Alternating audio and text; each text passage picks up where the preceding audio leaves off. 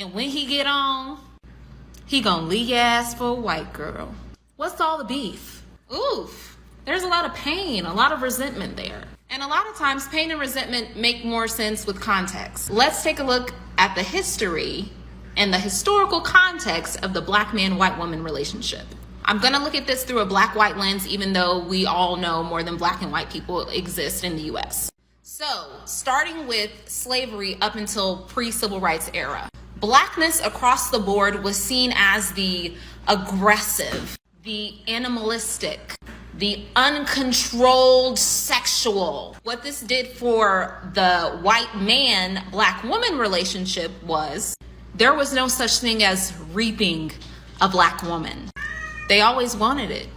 I mean, obviously from our enlarged breasts and ample buttocks, that's what our bodies were made for. If you have not heard of Sarah Bartman or Human Zoos, in which black bodies were put on display, I suggest you do a little research and look into that. So if you were a white woman and your husband was screwing a black woman, which happened often, it was always her fault.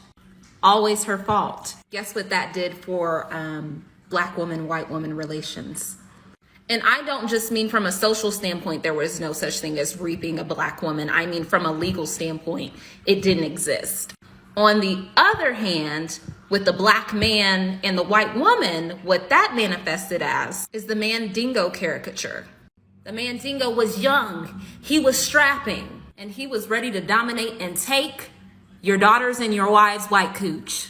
At this time, and still to some extent today, white womanhood was seen as the antithesis to black womanhood. So whereas the black woman was seen as always wanting it, hungry for the deed, aggressive, masculine, white womanhood was seen as fair, soft, delicate, innocent, something that had to be protected by white men.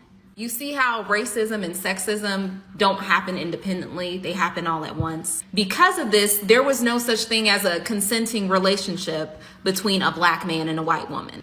No such thing. If a white woman ever was sexual with a black man, it had to be rape. And if it wasn't, we're gonna tell everybody it was. Because how dare you think you're gonna bring that kind of shame to the family? This fear of the virile Negro man, the Mandingo, was actually used in a lot of propaganda to push against integration. Hear more about how this manifests today in part 2. Black men will swear they don't date black girls because they're ghetto and ratchet, but then have white baby mamas that look like this. The math is not... Get this white hoe off me. The math is not mathing. Now, if there's one thing you learn before leaving this place, it's that we, even the weakest among us, are better than the best of them. Hey, game on me. Let's go. My boy, I see you. You know me, Sarn. Can't miss. Okay. I guess I see you at PT 0530 in the morning, right? No, Sarn. I got an injured shoulder. I'm on light duty. Bullshit. You know what, Marine? Since you can't miss, let me pass you an assist. An assist for what, Sarn? Assistant for when you go see First Sarn in the morning. What did he say? All right, Sarn. Hey, man. Next time on the jump shot, don't fake too hard on the shoulder. All right, Sarn. Hey, man. Just as long as we track. Imagine if 75% black, 25% white people tried to claim their whiteness the same way 75% white, 25% black people try and claim their blackness. Like, do you really think the white community would accept them the same way y'all be accepting these white passing one-droppers? 'Cause I don't. I think it would go like this. Hey, brothers. Is this the meeting? I got an invite on Reddit. Not sure if this is the right place. Jethro, a black. Oh, no. I'm white. What? Yeah, my grandma's white. 25% here. Well, in that case, string up the and his granny. I guess this is a new generation and y'all couldn't wait to say shit about your parents, and I'm very glad you did. There are a few patterns that I have been seeing in these comments. Some of them I've seen myself, some of them I haven't. Forcing independence without teaching it. Passive aggressiveness, I think we all knew that. Seeing your children as an extension of yourself, which is very narcissistic. That's what narcissists do. Presentation over honest discussion.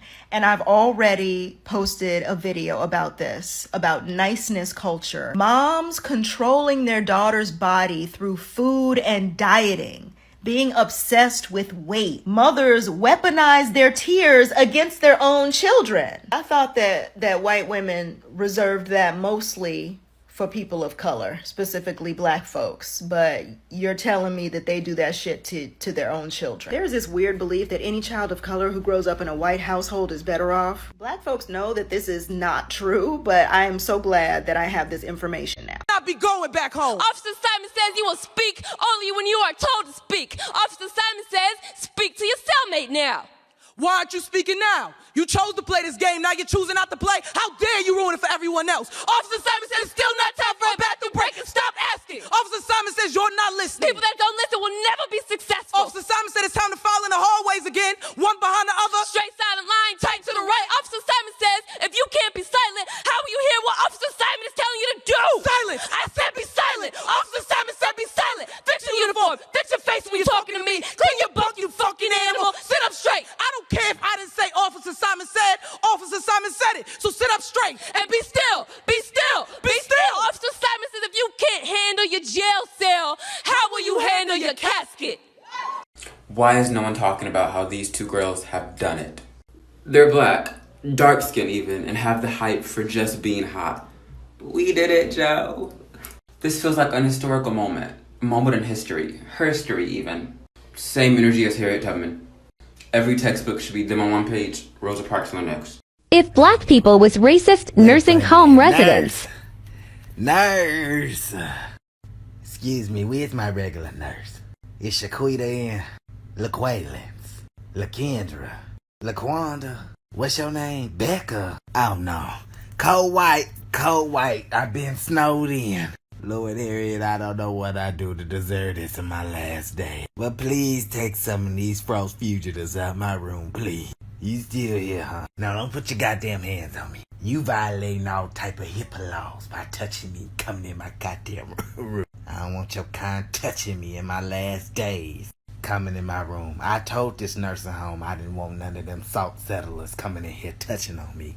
I guess you alright looking for a little blizzard bandit. But you know what'll make you look better? You getting the fuck up out my face. Go on back again. I found out something about my personality that, like, literally made me cry, bitch. Because last night I was looking up the ways that ADHD affects personality for a YouTube video. YouTube channel in my bio, always be plugging. And on Chad's website, they said this. For some people, the trait of being an introvert develops as a defense mechanism after having too many social failures. Bitch, what? And with ADHD, there's something called rejection-sensitive dysphoria, which causes you extreme emotional sensitivity and pain when you perceive rejection. Literally, when I was younger, up until I was like 10, I was the most talkative motherfucker ever, and at some point, I just stopped. And it was factors like the bullying I went through, the abuse I was going through at home, and the fact that the teachers just didn't really like me, that gave me my introversion trait. I became an introvert and isolated myself for years because society rejected me. That's fucking sad. You think it's so fucking funny, huh? Funny.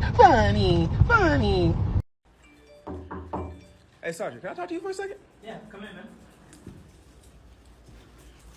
What you want to talk to me about?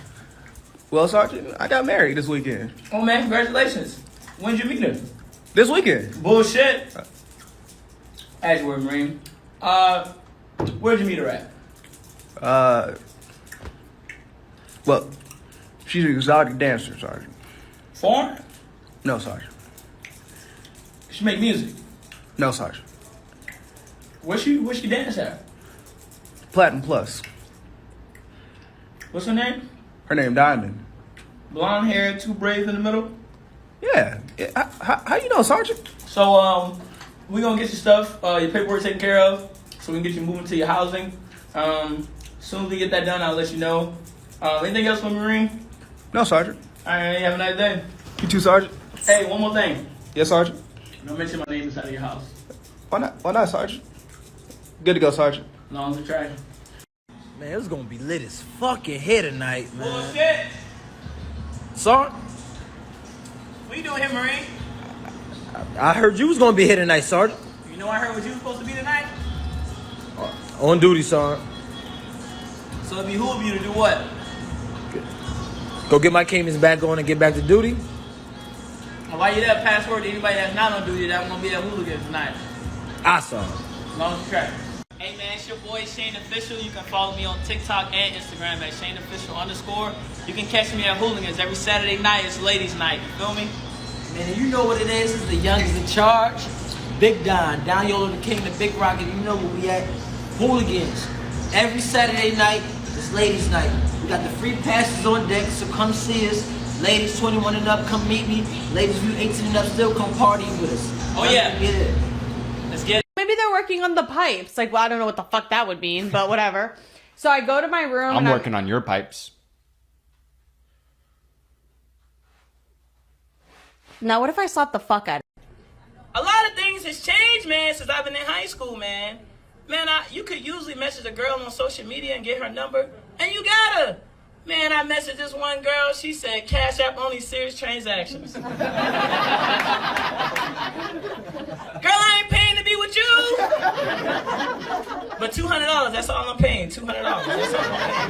Nothing else, nothing more. I'm just wondering if other people used to do this or if I'm just weird by myself. So when I was younger, if my brother did something mean to me, I would call him a word in Spanish, and it wouldn't be a bad word, but I would say it like it was a bad word. And because he didn't know the word, he would just think I was calling him a curse word in Spanish. Watch. Ow! Whatever, sacapunta. Oh, I'm telling Mom. Hey, let's go, monthly wins. Get on the scale.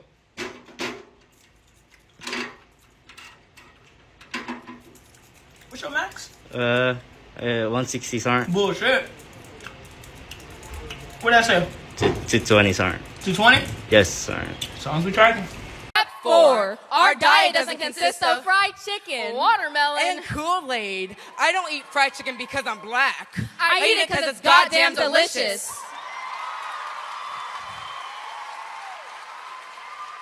I drink Kool-Aid because I've got a sweet tooth. I eat watermelon because it's the only healthy item in my local markets.